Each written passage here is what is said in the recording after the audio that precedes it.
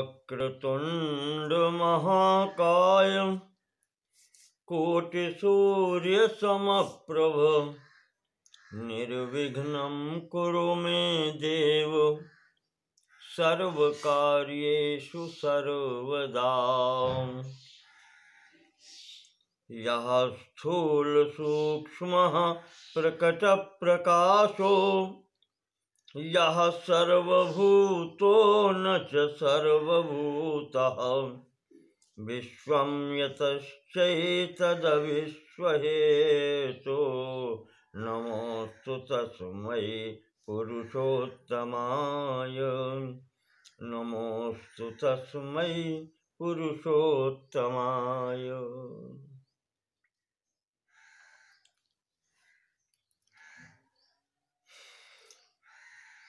श्री विष्णु पुराण के प्रथम अंश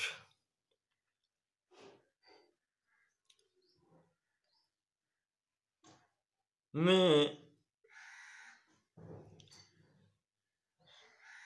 सर्ग और प्रतिसर्ग के पश्चात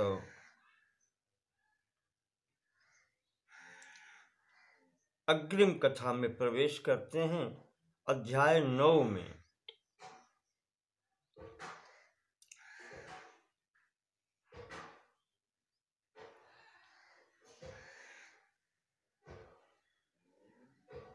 प्रवेश करते हुए महर्षि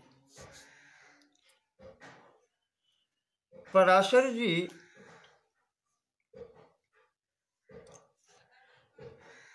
ने पहले ही बतला दिया था कि इस जगत में, इस सृष्टि में जो कुछ भी है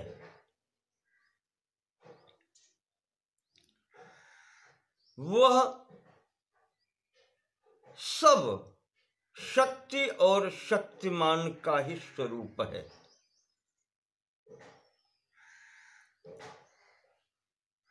परब्रह्म परमात्मा सत्ता के अतिरिक्त और कुछ भी नहीं है।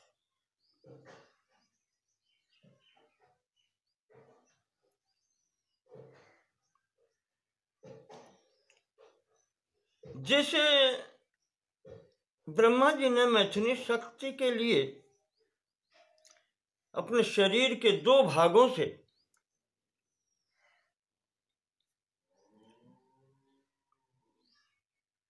पुरुष और स्त्री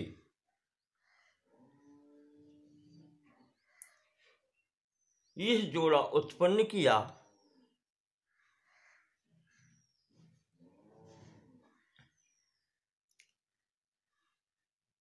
और उससे फिर मैथुनी सृष्टि आगे बढ़ी।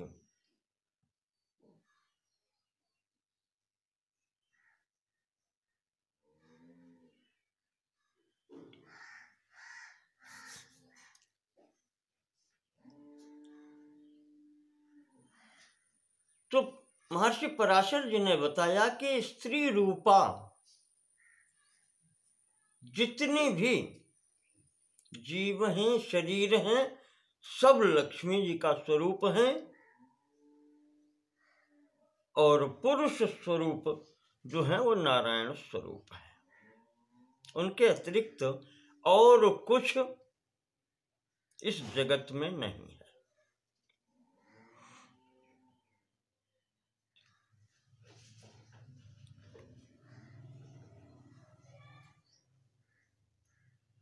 उसी क्रम में आगे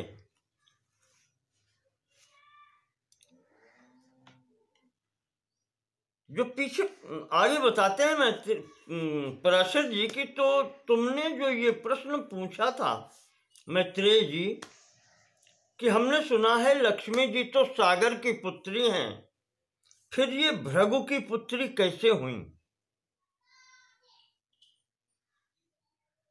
इस संबंध में महर्षि मरीचि ने मुझे बतलाया था।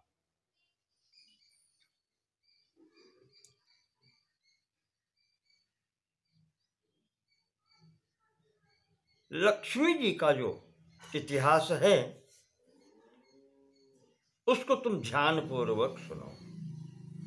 श्री संबंधम मयाप्येतत् श्रुतमासीन मरीचितः। ये श्री संबंधी जो इतिहास है मुझे महर्षि मरीच ने बतलाया था। एक बार की घटना है। दुर्वासा शंकरस्यांशः चचार पृथ्वीमिमाम्। महर्षि दुर्वासा अत्रि जी के पुत्र, भगवान शंकर का अंश कहे जाते हैं, इस पृथ्वी पर विचरण कर रहे थे। सददर्श सृजम दिव्याम ऋषिर्विद्याधरी करे।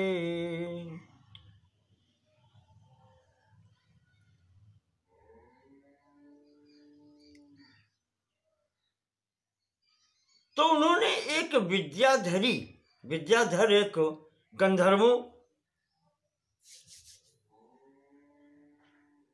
इस प्रकार के ही एक इसकी प्रजाति होती है। तो उसके हाथ में एक पुष्पों की माला उसने देखी, महर्षि ने देखी।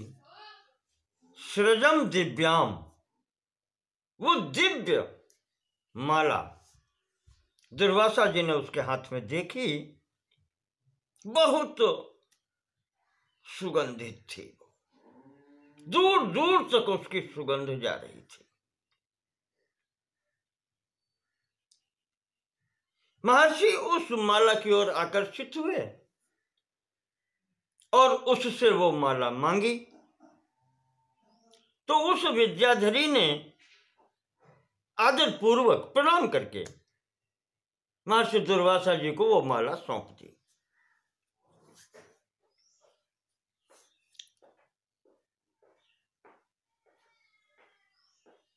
महर्षि ने वो माला अपने सिर पर डाल करके चल दी। चलते चलते आगे बढ़े जब, तो इंद्र उन्हें मार्ग में मिले। अपने हाथी पर चढ़ करके देवराज आ रहे थे।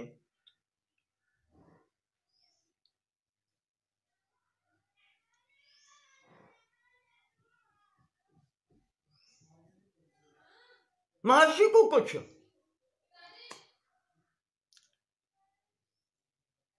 विनोद सूझा, या महर्षि ने कृपा करें कि वो माला अपने सिर से उतारी, और सुगंधित माला थी।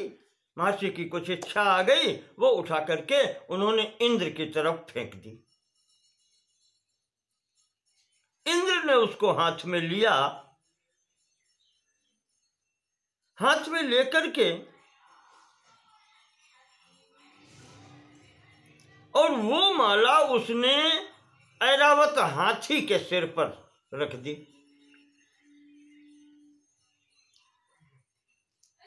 माला बहुत सुंदर थी, सुगंध से प्रभावित हुआ वो मदमत्त हाथी ऐरावत। उसने उस पर सूंड उठाई और सुगंधित लेकर के, पर जैसा उसका स्वभाव होता है, उसने वो माला सूंड से पकड़ करके और पृथ्वी पर फेंक दी पृथ्वी पर। ये जो स्थिति देखी दुर्वासा जी ने, अब दुर्वासा जी को क्रोध आ गया कि मैंने इतनी सुंदर माला जो मैं मांग के लाया था,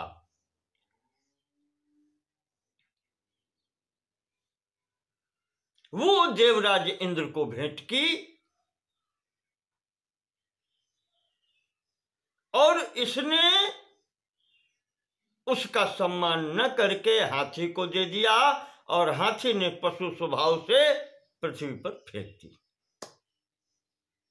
यह मेरी दी हुई माला का अपमान नहीं है, यह मेरा अपमान किया इसने।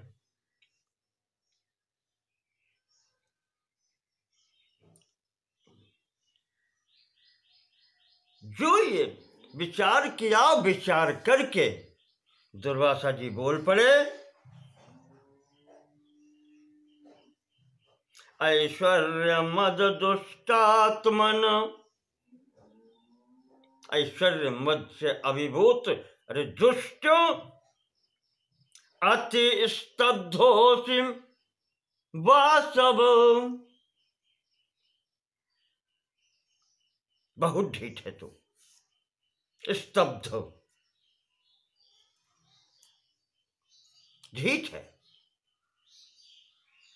मैंने तुझे माला दी, इतनी अच्छी माला थी, और तूने मत दत्ताम नाभिनंद से मेरी दी हुई माला का कोई सम्मान ही नहीं किया।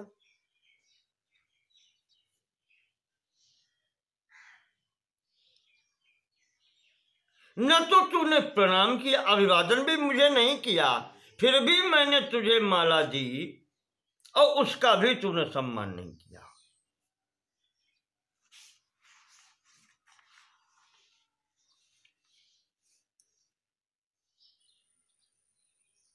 ऐश्वर्य मद से अभिभूत हो गया तू, जा, तेरा ये संपूर्ण वैभव नष्ट हो जाएगा।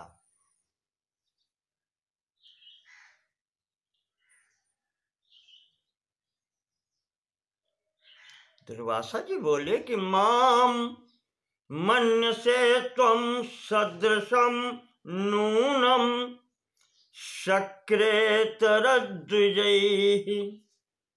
हे शक्र, माम त्वं इतरद्विजैः सदृशं मन्यसे, मुझे तू अन्य ब्राह्मणों की तरह जानता है। तूने सोचा हो गया जैसे अन्य ब्राह्मण है ऐसा ही है, अपमान करो या सम्मान करो कोई अंतर नहीं पड़ता।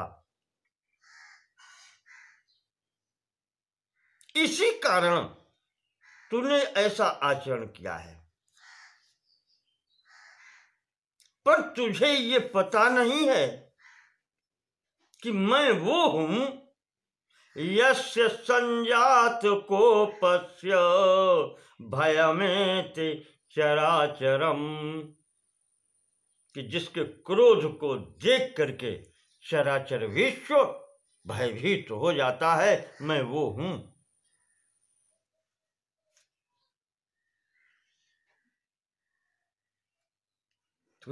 तूने मुझे उन्हीं साधारण ब्राह्मणों के समान समझ रखा है। देवराज इंद्र भयभीत हो करके हाथी से उतर करके महर्षि के चरणों में गिर गया। पराशर जी कहते हैं,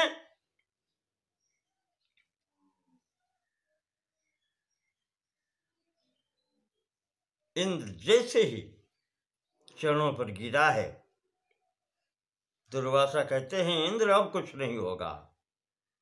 ना हम कृपालु हृदयो न च माम भजते क्षमा। इंद्र, मैं कृपालु चित्त वाला नहीं हूं, और मेरे पास क्षमा नाम की कोई वस्तु नहीं है। तूने अपराध किया है तो दंड मिलेगा।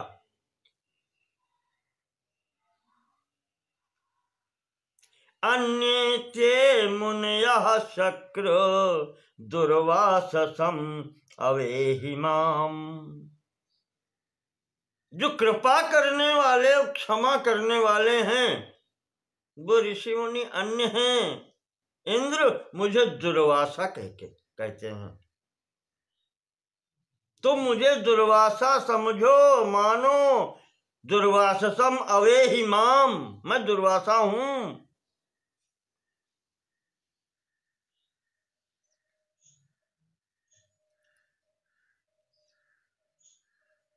तो हर स्थान पर स्वच्छंद होकर के घूमता है, तुझे कोई डांटने वाला नहीं है।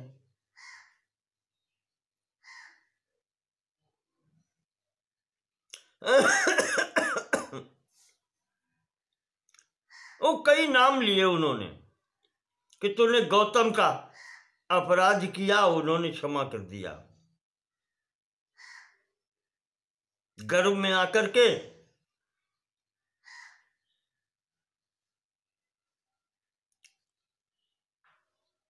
गौतम हैं, वशिष्ठ हैं, इन सब लोगों ने, अन्य लोगों ने देवताओं की स्तुति नहीं करते हैं, यज्ञ यज्ञ करते हैं, तो ऋषि मुनि सब तेरी स्तुति करते हैं, तो तू अपने को इतना बड़ा मानता है कि तेरे से बड़ा कोई और है ही नहीं। सीधी बात ये है।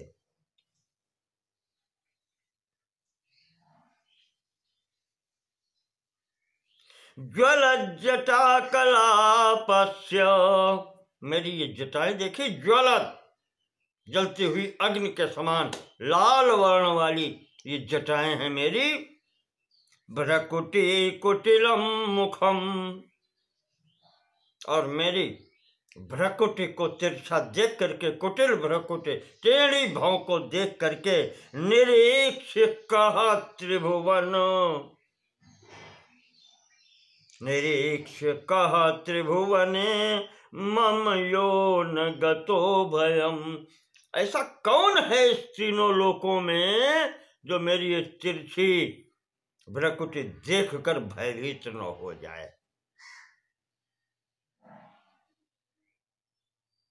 कोई नहीं। ना हम क्षमिष्ये, मैं क्षमा नहीं करता। बहूनाम के मुक्तेन शतकृतो, बहुत करने से क्या लाभ होगा। मैं प्रार्थनाएं नहीं सुनता। विडम्बना मिमाम भूया, ये सब नाटक छोड़ो। करो अनुनयात्मिकाम, ये बार बार अनुनय विनय करने की नाटक, ये सब बंद करो। ना हम क्षमिष्ये, मैं क्षमा नहीं करता, न मैं क्षमा करूंगा। पराशर जी कहते हैं कि इस प्रकार से दुर्वासा जी वहां से चले गए। इंद्र पुनः ऐरावत पर बैठ करके अमरावती अपने स्थान को पहुंचे और वहां से इनका ऐश्वर्य क्षीण होने लगा।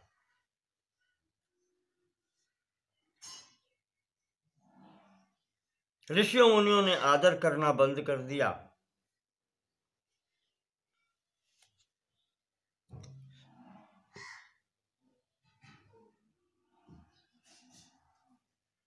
इस प्रकार से जब इनके आदर बंद हो गया, लोगों ने इनका सम्मान बंद कर दिया,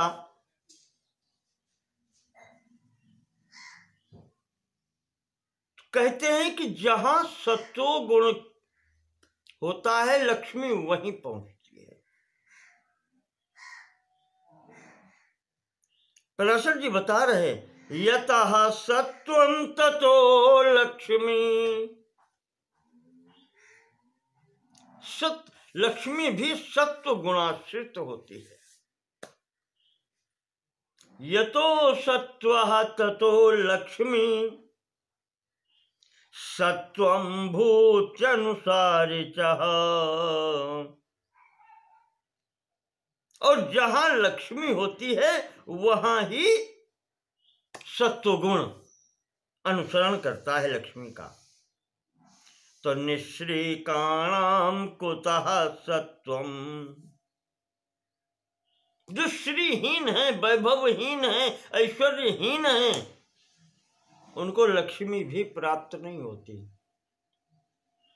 सत्वं बिना तेन गुणा कुता, निश्रीकाणाम कुतः सत्वम, ऐश्वर्यहीन, वैभवहीन, श्रीहीन के पास सत्वगुण कहाँ, और सत्वगुण बिना तेन गुणा कुतः, और बिना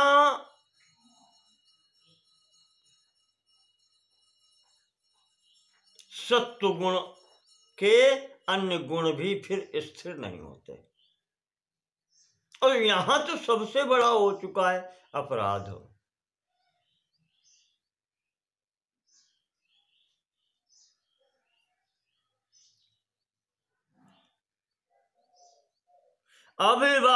अभिवादनशीलस्य नित्यं वृद्धोपसेविनः चत्वार तस्य वर्धन्ते आयुः विद्या यशो बलम। और वही यहां पर इसने अभिवादन नहीं किया, सम्मान नहीं किया, फल क्या हुआ, आयु विद्या यश बल सब में क्षीणता होने लगी। वही यहां पर बता रहे पराशर जी कि बल शौर्याद्य भावाश्च, बल शूरवीरता आज जितने भी सात्विकी भाव हैं, पुरुषाणाम गुणैर्विनाम लंघनीया समस्तस्य बल शौर्य विवर्जिता। ये जब व्यक्ति के अंदर समाप्त हो जाते हैं तो ऐसा व्यक्ति बल शौर्य विवर्जिता, जो बल और शूरवीरता से विवर्जित व्यक्ति होता है उसको सब अपमान करते हैं। लंघनीया समस्तस्य, संपूर्ण कहने से लोक उसका अपमान करता है। और जब अपमान होता है हर स्थान पर तो भवति अपध्वस्त मतिर लंघितः प्रथितः अपमान, तो ऐसे फिर व्यक्ति की बुद्धि खराब हो जाती है। अपध्वस्त बुद्धि, अपमानित होने पर चाहे जितना प्रतिष्ठित व्यक्तित्व हो फिर उसकी बुद्धि भ्रष्ट हो जाती है। इंद्र की जब ऐसी स्थिति हो गई, इस स्थिति को देख करके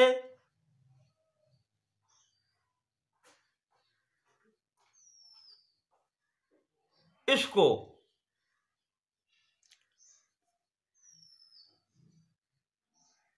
कमजोर समझ करके, बलहीन समझ करके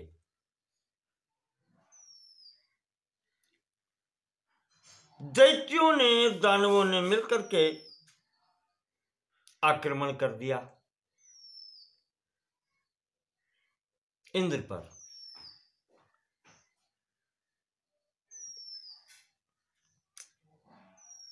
वैभवहीन हो गए थे देवता, बल से हीन, वैभवहीन, फिर भी दैत्यों ने आक्रमण कर दिया, देवता परास्त हो गए।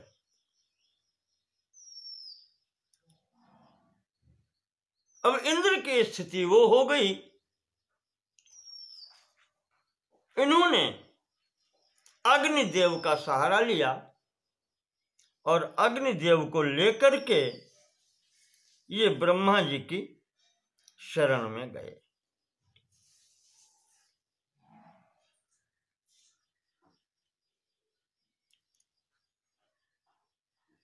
तो ब्रह्मा जी की शरण में जब ये पहुंचे तो ब्रह्मा जी ने कहा कि इंद्र, अपराध तो तुमने किया है, पर इससे मुक्ति अब तुम्हें भगवान विष्णु दिला सकते हैं, उन्हीं की शरण में अब तुम जाओ। प्रणतार्तिहरं विष्णुं स वै श्रेयो विधास्यति। जो भी शरण में जाता है उसके दुख दूर करना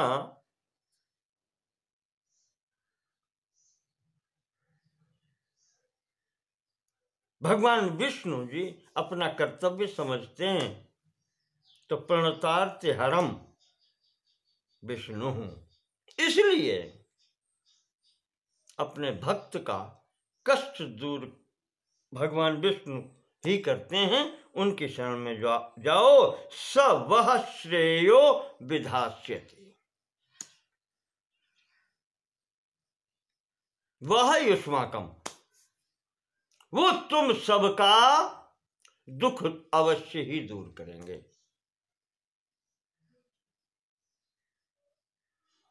ये ब्रह्मा जी ने देवराज इंद्र को निर्देश दिया, कहा इसके अतिरिक्त इस दुख से पार पाने का और कोई उपाय नहीं है। तो एवं मुक्त्वा सुरान् सर्वान् ब्रह्मा लोक पितामह क्षीरोदस्योत्तरं तीरं तैरेव सहितो ययौ।